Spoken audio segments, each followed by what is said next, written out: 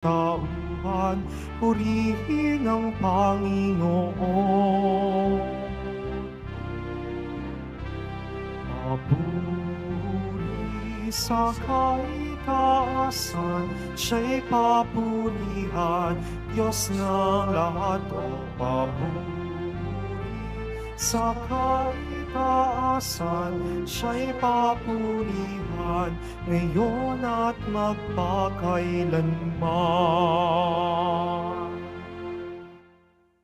Sa ngalan ng Ama at ng Anak at ng Espiritu Santo, Amen. sumainyo ang Panginoon. At sumaiyo rin.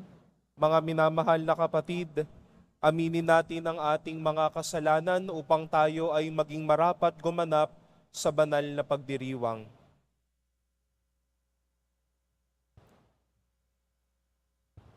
Panginoong Hesus, Ikaw ay makapangyarihang Diyos at Prinsipe ng kapayapaan.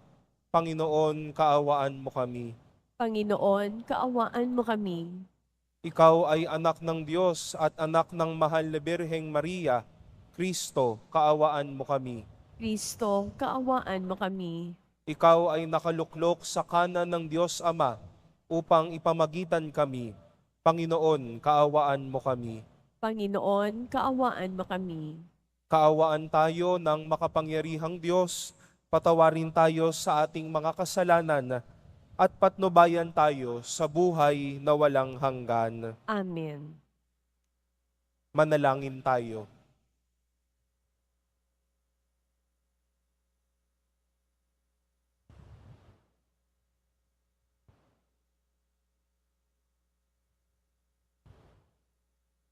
Ama naming makapangyarihan, kami naway magkaroon ng pitagan at pagmamahal para aming magawang sambahin ang ngalan mo, sapagkat sa mga pinatatag sa iyong pag-ibig, ikaw ay walang pinababayaang masadlak sa ligalig. Iniluluhog namin ito sa pamamagitan ni Hesukristo kasama ng Espiritu Santo, magpasawalang hanggan. Amen. Magsiupo muna ang lahat. Pagbasa mula sa ikalawang aklat ng mga hari. Si Joaquin ay 18 taon nang maghari sa Jerusalem, at ito'y tumagal ng 3 buwan. Ang kanyang ina ay si Nahustan na anak ni Elnatan ng Jerusalem. Si Joaquin ay hindi naging kalugod-lugod sa Panginoon, pagkat tinularan niya ang kasamaan ng kanyang ama. Nang panahong yaon, ang Jerusalem ay kinubkob ng mga kawal ni Haring Nabucodonosor. Samantalang ang mga kawal ng Babylonia ay nakapaligid sa lungsod, dumating ang Haring Nabucodonosor. Nang magkagayon, sumuko sa kanya si Haring Joaquin, pati ang ina nito, mga katulong, mga pinuno at lahat ng tauhan ng palasyo. Binihag sila ni Nabucodonosor noong 8 taon ng kanyang paghahari. Sinamsampan niyang lahat ang kayamanan sa palasyo at sa templo. At tulad ng ipagpauna ng Panginoon, ipinasira niya ang mga kagamitang ginto na ipinagawa ni Solomon sa templo. Tinangay niya ang lahat ng taga-Jerusalem, ang mga pinuno, mga kawal, mga dalubhasa at mga panday. Lahat-lahat ay umabot ng 10,000. Wala silang itinira liban sa pinakamahihirap. Tinangay niya sa Babylonia si Joaquin, ang ina nito, mga asawa, mga pinuno, at lahat ng pangunahing mamamayan sa Jerusalem. Tinangay rin niya ang may 7,000 kawal at ang 1,000 dalubhasa at mga panday na pawang matitipuno at angkop maging mandirigma. Si Natanias ang ipinalit ni Nabucodonosor kay Joaquin bilang hari ng Huda at pinalitan niya ng Sedekias ang pangalan nito. Ang salita ng Diyos. Salamat sa Diyos. Dahil sa ngalan mo poon, iligtas mo kami ngayon. Dahil sa ngalan mo, Poon, iligtas mo kami ngayon. Panginoong Diyos, pinasok ng hintil ang lupang pangako. Hayot iyong masdan. Winasak ang lungsod. Ang banal mong templo ay nilapastangan. Ang mga katawan ng mga lingkod mo'y ginawang pagkain niyong mga ibon. Ang kanilang laman sa mga halimaw ay ipinalamon. Dahil sa ngalan mo, Poon, iligtas mo kami ngayon. Dugo ng bayan mo'y ibinubo nila sa buong palibot nitong Jerusalem. Ani mo ay tubig. Sa dami ng patay ay walang naglilibing. Ang kalapit na bansang dooy nakasaksi, hindi napigilan yaong pagtatawa. Lahat sa palibot ay humahalakhak sa gayong nakita. Iyang iyong galit sa amin o Poon, hanggang kailan ba kaya matatapos? Di na ba titigil ang pagkagalit mong sa amin tutupok? Dahil sa ngalan mo, Poon, iligtas mo kami ngayon. Huwag mong parusahan kaming mga anak sa pagkakasala ng aming magulang. Ikaw ay mahabag sa mga lingkod mong pag-asa'y pumanaw. Dahil sa ngalan mo, Poon, iligtas mo kami ngayon. Mahabag ka sana kami ay tulungan, Panginoong Diyos na tagapagligtas. Dahil sa ngalan mo, kami nagkasalay patawaring ganap. At ang pagpupuri sa iyo ng madlay, hindi maglilikat. Dahil sa ngalan mo, Poon, iligtas mo kami ngayon. Magsitaypon lahat.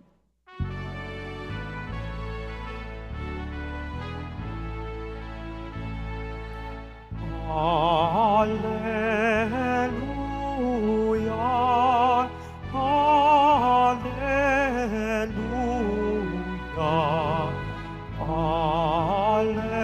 alleluia.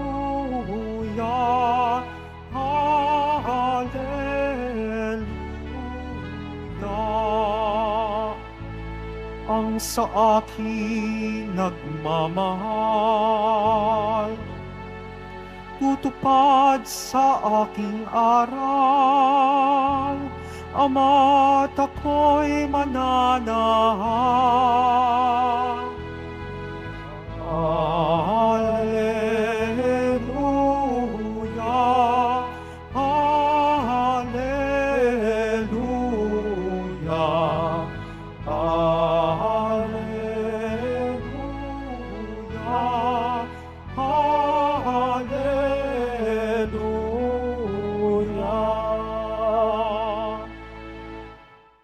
Sumainyo ang Panginoon, At sumaiyo din. ang mabuting balita ng Panginoon ayon kay San Mateo. Papuri sa iyo, Panginoon. Noong panahong iyon, sinabi ni Jesus sa kanyang mga alagad, "Hindi lahat ng tumatawag sa akin, Panginoon, Panginoon, ay papasok sa kaharian ng langit, kundi yaon lamang sumusunod sa kalooban ng aking Amang nasa langit. Pagdating ng huling araw, marami ang magsasabi sa akin, Panginoon, nangaral po kami at nagpalayas ng mga demonyo at gumawa ng mga kababalaghan sa inyong pangalan. At sasabihin ko sa kanila, Kailan may hindi ko kayo nakilala. Lumayo kayo sa akin, mga mapagpagawa ng masama. Kaya't ang bawat nakikinig at nagsasagawa ng mga salita kong ito ay matutulad sa isang taong matalino na nagtayo ng kanyang bahay sa ibabaw ng bato.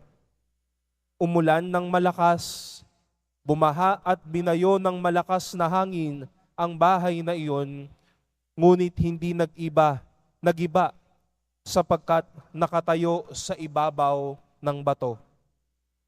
Ang bawat nakikinig sa aking mga salita at hindi nagsasagawa nito ay matutulad sa isang taong hangal na nagtayo ng kanyang bahay sa buhanginan. Umulan ng malakas, bumaha at binayo ng malakas na hangin ang bahay. Bumagsak ang bahay na iyon at lubusang nawasak. Nang masabi na ni Jesus ang mga pananalitang ito, ang mga tao'y namangha sapagkat nagturo siya na parang isang may kapangyarihan at hindi tulad ng mga eskriba.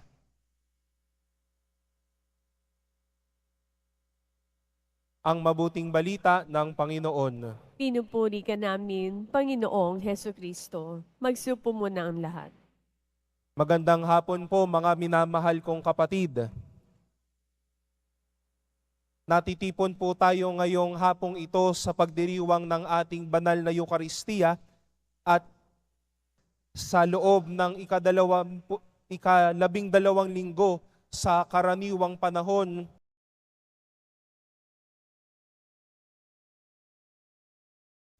Alam ko po na alam nating lahat na kapag tayo ay patuloy o masugid na nagdadasal, tipikal po sa atin na ang pagdadasal natin ay yung siyang pag-aakyat ng ating mga pangangailangan, papuri, pagsisisi, o mga bagay na nais ng ating kalooban sa Diyos. Kapag tayo po ay seryosong nakikinig o seryosong nagpapagabay sa utos ng Diyos mula sa salita ng Diyos, sa utos ng Diyos na sinasalamin na ibinibigay ng simbahan, binibigay po natin ang ating buong sarili at pagsisikap para gawin ito at maging totoo ito sa ating pang-araw-araw na buhay. At kalakip ng ating araw-araw na pamumuhay ay ang pamumuhay na isang Kristiyano na makadiyos. Makadiyos sa pagpapakita ng pag-uugali, ng mga sinasabi, ng asal, ng pag-iisip, at sa ating mga gawain. Pero mga kapatid, sa katotohanan ng mga bagay na ito, nais bigyang lalim ng ating Panginoong Hesus ang ating pananalangin, ang ating pagsunod, at ang ating pagiging makadiyos. Sa ikalawang bahagi po ng ating mabuting balita, binigay po ni Jesus ang isang napakagandang imahin ng isang alagad na siyang nakikinig at sumasagawa ng salita ng Diyos. At ano po ang sinabi ni Jesus? Siya ay parang isang taong matalino na nagtayo ng kanyang bahay sa pamamagitan ng bato. At kapag ang bahay na iyon ay hinampas ng bagyo, hinampas ng malalakas na hangin, nananatiling matatag dahil nakatayong maigi sa bato. At ano po ang matututunan natin dito? Maliban na ang pananalangin ay pag-aakyat ng ating mga naisin sa Diyos, ang pagsunod sa Diyos ay pagiging isang papagmahal na anak ng Diyos, ang pagiging makadiyos ay pagpapamalas ng ugali ng Diyos sa buhay na ito. Ang mga bagay na ito ay siyang nagpapatatag at nagpapatibay sa ating buhay bilang mga Kristiyano at tao. Tiyak po ako na naririto po kayo ngayon sa Quiapo, gabi bago ang Biyernes na lingguhang debosyon natin sa Nuestro Padre Jesus Nazareno. Ang bawat deboto ay naririto dahil may kinakailangan. Dahil may isang panalangin gustong magkaroon ng katotohanan. Nais magpasalamat dahil may nakamtan na panalangin. Nais magsisi. Nais humingi ng pagpapagaling. May ilan po sa atin nasagot. May ilan naghihintay pa ng kasagutan. Pero kung nasaan man tayo, ang ating pananalangin ay siyang pagpapatibay ng ating pananalig sa Diyos. Tayo man po ay matapos ng paglabas natin sa simbahang ito, babalik tayo sa iba't ibang normal at marahil na kaugalan nating mga gawain. Babalik tayo sa ating bahay. Haharapin muli natin ang araw-araw nating pagsubok sa bahay, sa eskwela, sa trabaho, sa komunidad po natin. At kahit man humahampas ang iba't ibang mga unos at iba't ibang malalakas na hangin na ito, ang ating pananalangin, ang ating pagsunod sa Diyos, ang ating pagiging makadiyos, ginagawa tayong matibay at matatag. Mga minamahal na kapatid, huwag po nating maliitin ang ating pananalangin. Huwag nating maliitin ang ating pagiging makadiyos at pagsasabuhay ng mga utos ng Diyos. Hindi lang dahil tayo ay may kailangan, hindi lang tayo ay nagiging masunuring tao. Ang mga bagay na ito, pinatatatag tayo. Baka kaya tayo ay madali ang nahahampas kung saan-saan dahil hindi natin pinapatatag ang ating sarili sa pananalangin, sa pagsunod sa Diyos at sa pagiging makadiyos. Tingnan din po natin saan tayo tumatayo. Baka po tayo'y nakatayo hanggang ngayon sa buhanginan. Kaya isang maliit na problema, tiklop tayo. Isang kabiguan, iyak na lang tayo. Isang pagkakamali, ayaw na natin magpatawad. Hayaan po natin ang ating pananalangin, ang ating pagsunod sa Diyos, ang ating pagiging makadiyos, ang magpatibay sa ating buhay, ang magpatibay sa ating kinatatayuan. Magsitayo po ang lahat.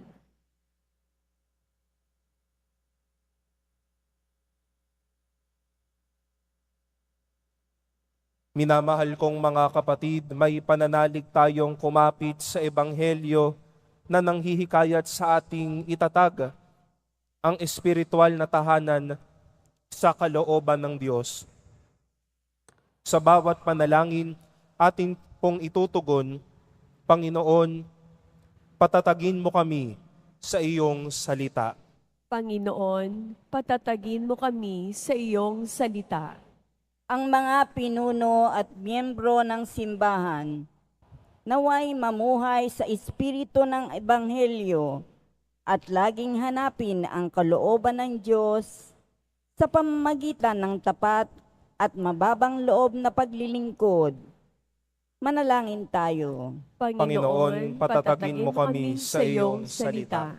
Ang mga mag-asawa, naway matagpuan ang kaligayahan sa pamamagitan ng kanilang katapatan sa isa't isa at sa mabuting halimbawa na kanilang ipinakikita sa kanilang mga anak. Manalangin tayo. Panginoon, patatagin mo kami sa iyong salita. Ang mga kabataang lumalaki sa magulo at nakalilitong daigdig, naway makatagpo ng kahulugan sa kanilang mga buhay at matulungan silang malagpasan ang anumang kabiguan. Manalangin tayo. Panginoon, patatagin mo kami sa iyong salita. Ang mga may sakit na nagdurusa sa masamang pangangatawan, naway makaranas ng mapagmahal na kabutihan, mapagkalingang presensya, at mapagpagaling na kapayapaan ni Kristo. Manalangin tayo. Panginoon, patatagin mo kami sa iyong salita. Sa mga taong nauna nang lumisan sa mundong ito, Naway igawad ang walang hanggang kapahingahan at walang katapusang liwanag. Manalangin tayo. Panginoon, patatagin mo kami sa iyong salita. Sa sandaling katahimikan, atin pong itaas sa Diyos ang lahat ng mga panalangin iniaalay sa misang ito, kalakip ang ating mga sariling kahilingan at ang ating mga panalangin para sa bawat isa.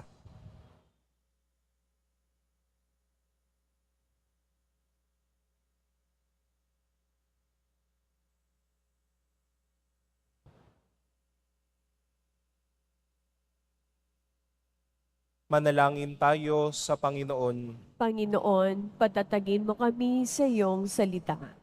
Panginoong Hesus, ukitin mo ang iyong mga salita at mga utos sa aming mga puso at akayin mo kami sa daan ng pag-ibig at kapayapaan. Hinihiling namin ito sa pamamagitan ni Kristong aming Panginoon. Amen. Magsiupo ang lahat.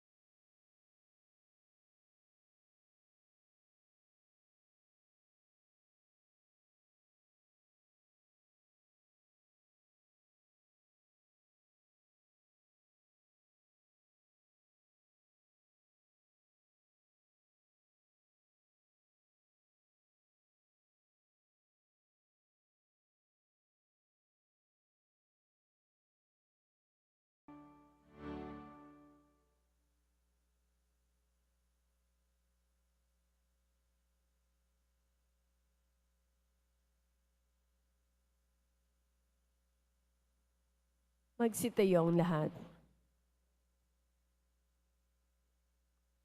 Manalangin kayo mga kapatid upang ang paghahain natin ay kalugdan ng Diyos amang makapangyarihan. Tanggapin nawa ng Panginoon into paghahain sa iyong mga kamay, sa kapurihan niya at karangalan, sa ating kapakinabangan at sa buong sambayanan niyang banal. Ama naming lumikha, tanggapin mo ang aming paghahain ng papuri sa iyong kabutihan sa amin. Sa dulot nawa nitong kadalisayan, kami naway makapag-alay ng iyong kinalulugdan sa pamamagitan ni Jesucristo kasama ng Espiritu Santo magpasawalang hanggan. Amen. Sumainyo ang Panginoon. At sumaiyo rin. Itaas sa Diyos ang inyong puso at diwa. Inaasa namin sa Panginoon. Pasalamatan natin ang Panginoong ating Diyos. Marapat na siya ay pasalamatan. Ama naming makapangyarihan, tunay ngang marapat na ikaw ay aming pasalamatan. Pinagbibigyan mong ito'y aming maihayag, kahit na ito'y walang anumang maidaragdag sa kadakilaang sa iyo ay likas. Sa pagpupuri nami ang nakikinabang ay kami ring iyong pinakikiharapan sa pamamagitan ng iyong anak na minamahal.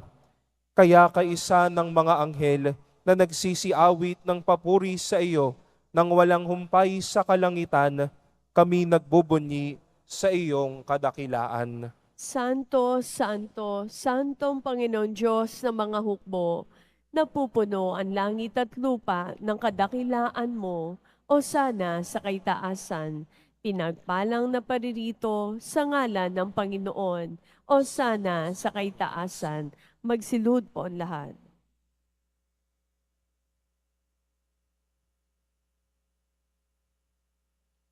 Ama naming banal, ikaw ang bukal ng tanang kabanalan, kaya't sa pamamagitan ng iyong Espiritu, gawing mong banal ang mga kaloob na ito upang para sa amin maging katawan at dugo ng aming Panginoong Hesukristo. Bago niya pinagtiis ang kusang loob na maging handog, hinawakan niya ang tinapay, pinasalamatan kanya, pinaghati-hati niya iyon, iniabot sa kanyang mga alagad at sinabi, "Tanggapin ninyong lahat ito at kanin. Ito ang aking katawan na ihahandog para sa inyo."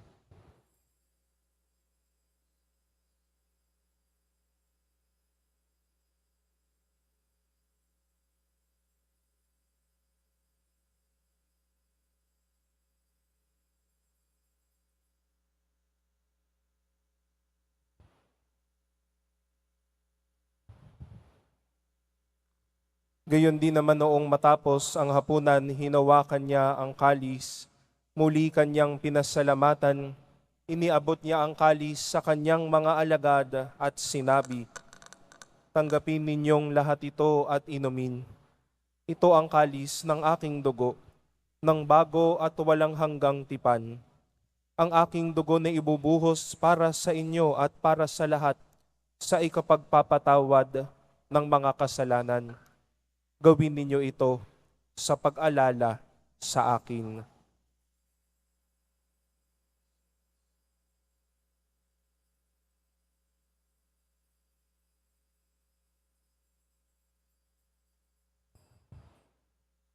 Magsitayo po ang lahat. Ang misteryo ng pananampalataya. Si Kristo'y namatay, si Kristo'y nabuhay, si Kristo'y babalik sa wakas ng panahon. Ama, ginagawa namin ngayon ang pag-alala sa pagkamatay at muling pagkabuhay ng iyong anak. Kaya't iniaalay namin sa iyo ang tinapay na nagbibigay buhay at ang kalis na nagkakaloob ng kaligtasan.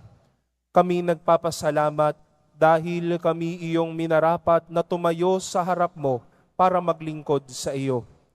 Isinasamo namin kaming magsasalo-salo sa katawan at dugo ni Kristo ay mabuklod sa pagkakaisa sa pamamagitan ng Espiritu Santo. Ama, lingapin mo ang iyong simbahang laganap sa buong daigdig. Puspusin mo kami sa pag-ibig, kaisa ni Francisco na aming Papa at ni Jose na aming Obispo at ng Tanang Kaparian. Alalahanin mo rin ang mga kapatid naming nahimlay nang may pag-asang sila'y muling mabubuhay, gayon din ng lahat ng mga pumanaw. Kaawaan mo sila at patuloyin sa iyong kaliwanagan. Kaawaan mo at pagindapatin kaming lahat na makasalo sa iyong buhay na walang wakas, kaisa ng mahal na Birheng Maria na ina ng Diyos, ng kabiyak ng puso niyang si San Jose, kaisa ng mga apostol, ni San Juan Bautista, ni San Cirilo at ng lahat ng mga banal na namuhay dito sa daigdig ng kalugod-lugod sa iyo. May pagdiwang nawa namin ang pagpupuri sa ikararangal mo sa pamamagitan ng iyong anak na aming Panginoong Hesukristo.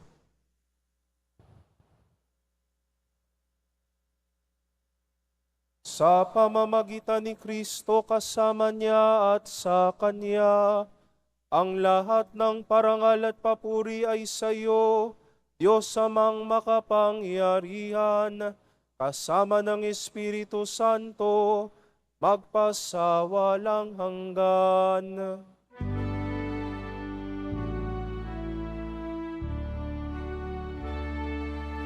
Amen. Amen. Amen.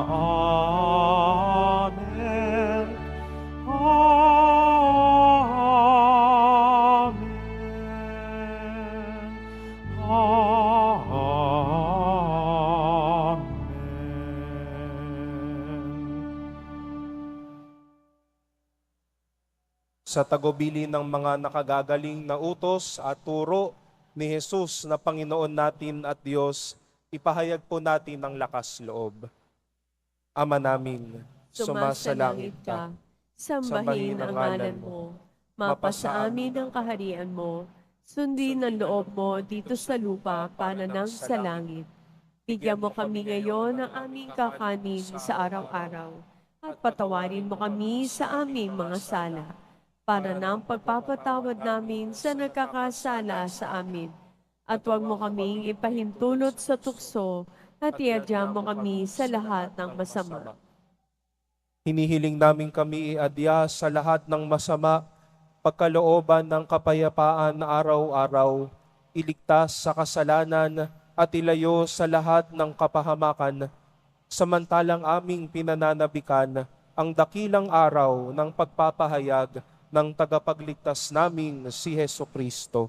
Sapagkat iyo ang kaharian, ang kapangyarihan at ang kapurihan, magpakailanman. Amen. Panginoong Heso Kristo, sinabi mo sa iyong mga apostol, kapayapaan ang iniiwan ko sa inyo. Ang aking kapayapaan ang ibinibigay ko sa inyo. Tunghayan mo ang aming pananampalataya at huwag ang aming pagkakasala. Pagkalooban mo kami ng kapayapaan at pagkakaisa ayon sa iyong kalooban, kasama ng Espiritu Santo, magpasawalang hanggan. Amen. Ang kapayapaan ng Panginoon naway laging sumainyo. At sumaiyo rin. Magbigayan po tayo ng kapayapaan sa isa't isa.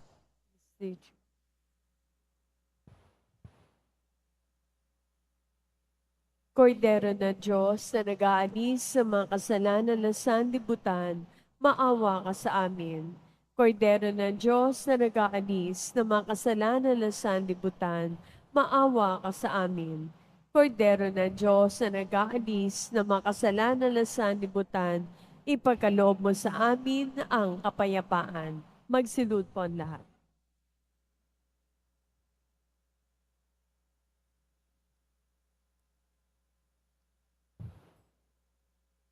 Ito ang kordero ng Diyos. Ito ang nag-aalis ng kasalanan ng sanlibutan. Mapalad tayong inaanyayahan sa kanyang piging. Panginoon, hindi ako karapat-dapat na magpatuloy sa iyo, ngunit sa isang salita mo lamang ay gagaling na ako.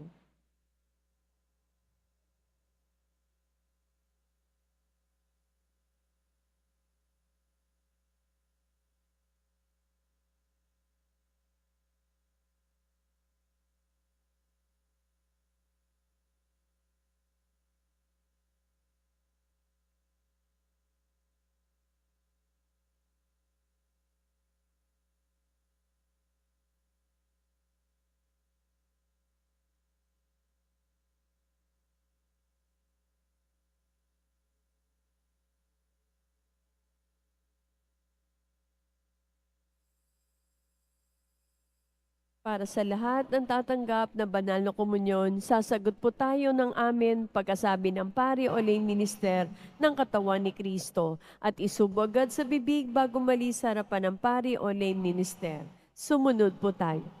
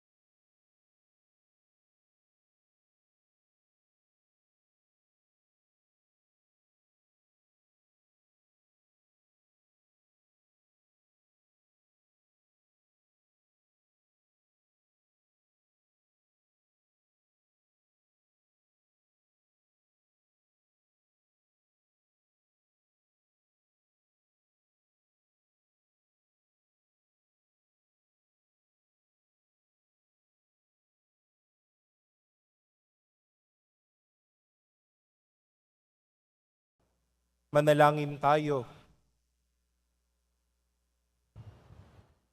Ama naming mapagmahal, kaming nakinabang sa katawan at dugo ng iyong anak ay sumasamo sa iyong habag upang ang aming taimtim na ginanap ay maging pagtanggap namin sa tiyak mong pagliligtas sa pamamagitan ni Jesucristo kasama ng Espiritu Santo magpasawalang hanggan. Amen. Sumainyo ang Panginoon. At sumaiyo din.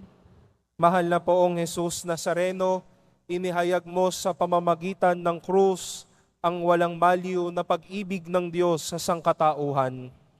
Pakinggan mo ang kahilingan ng iyong angkan na nagsusumamo sa iyo. Makamtan nawa nila ang iyong katugunan at tanggapin ang kasagutan na may utang na loob na tinatanaw. Basbasan din po ninyo ang mga dala-dala nilang mga imahen at dasalan.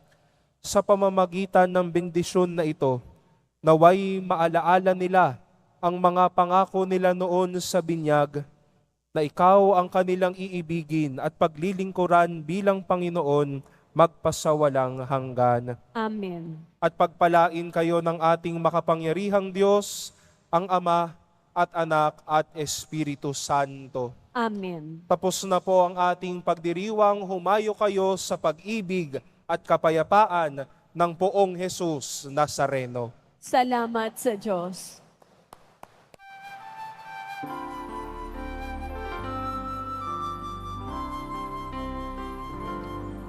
Nuestro Padre Jesus Nazareno, sinasamba ka namin. Pinipintuho ka namin. Aral mo ang aming buhay at kaligtasan. Nuestro Padre Jesus Nazareno, iligtas mo kami sa kasalanan. Ang krus mong kinamatayan ay sagisag ng aming kaligtasan. Nuestro Padre Jesus Nazareno, dinarangal ka namin. Nuestro Padre Jesus Nazareno, niluluwalhati ka namin.